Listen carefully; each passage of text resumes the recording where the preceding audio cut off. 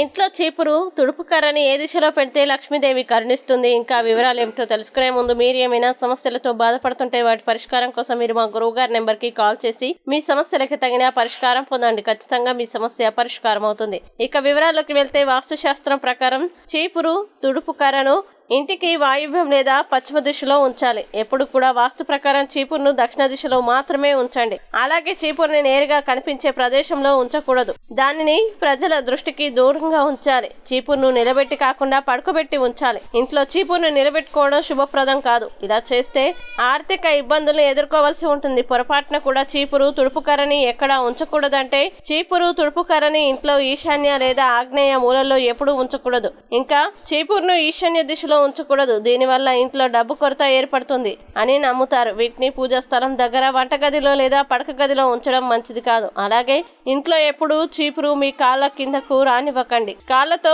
చీపురుని తొక్కకండి. ఇలా చేయడం వల్ల లక్ష్మీదేవికి ఆగ్రహం కలుగుతుంది. చీపురు మార్చే నియమం: మీరు చీపురు మార్చిపోతున్నట్లయితే శనివారం దీనికి శుభప్రదంగా పరిగణించబడుతుంది. చీపురుని ఎల్లప్పుడూ కృష్ణపక్షంలో కొనుగోలు చేయాలి మరియు ఎప్పుడు అగౌరవపరచవద్దు. అలాగే చీపురుని ఎప్పుడు తన్నకండి లేదా గట్టిగా విసరకండి.